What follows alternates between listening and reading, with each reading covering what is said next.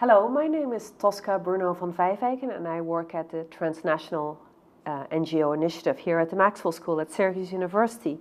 Today I'm undertaking a brief interview with Subarna Mathes, who is the Steward for International Advocacy and Networks at Innovations for Scaling Impact, or iScale for short, and we're going to talk in a moment about what your organization stands for. So thank you for allowing us to interview you today. This is a helpful tool for students in our classwork, but also for faculty and outside visitors to our website to see the interesting array of people who we have come over to visit.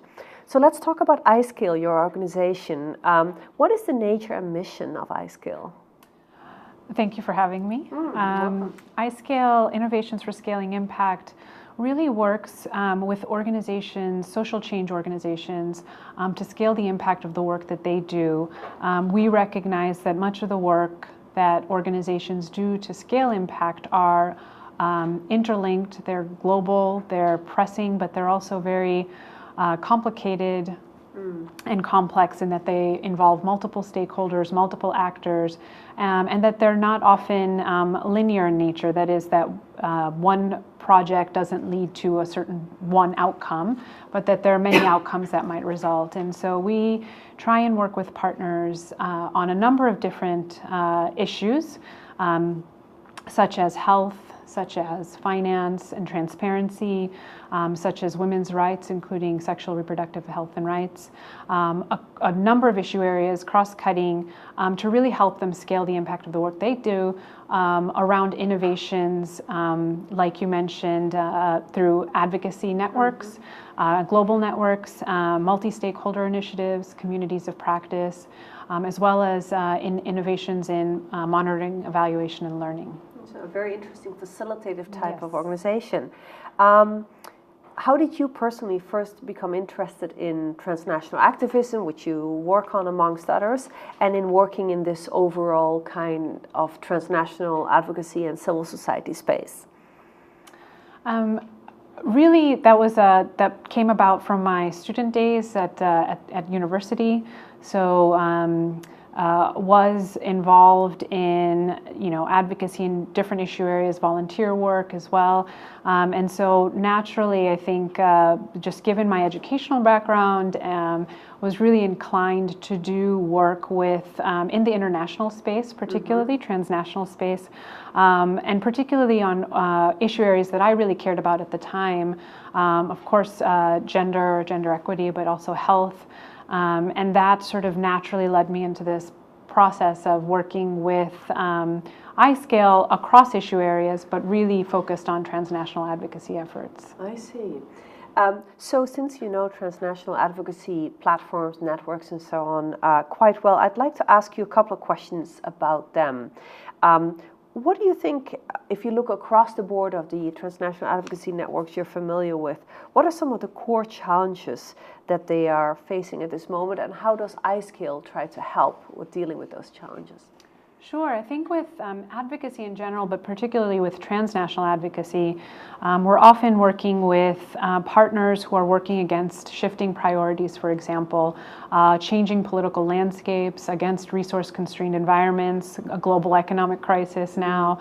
And so they really need to make sense of and not only what kinds of progress they're making, but what kind of progress to make, what kind of outcomes to really focus on, what kind of goals that they really want to achieve, and to also really from that make sense of what kind of progress they're making by capturing that information. And so how do we understand progress that's being made? How do we understand work in a complicated, as I mentioned, and complex environment where there are multiple actors, where contribution or attribution is often a difficulty.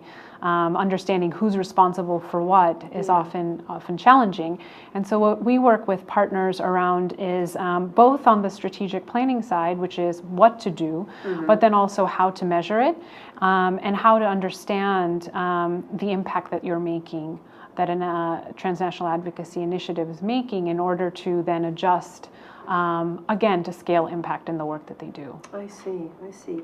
And so when you think again about the transnational advocacy networks and organizations that you're familiar with, how how do they typically define effectiveness? What does it mean to be effective as a transnational advocacy organization? Sure.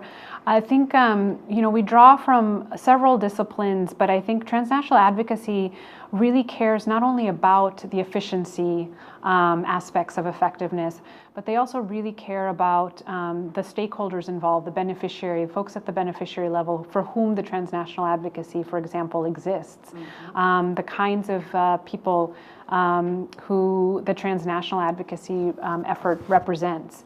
And I think for goals, to achieve goals like that, we do tend to work on multi-stakeholder initiatives for that reason, to bring together a diverse set of stakeholders in conversation and in dialogue with each other, which often doesn't happen. Often you have organizations speaking at a hierarchical level, but it doesn't trickle down to the folks experiencing something on the ground.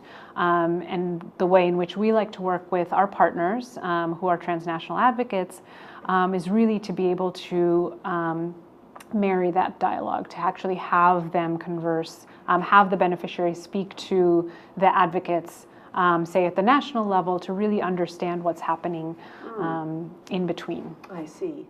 That's very interesting.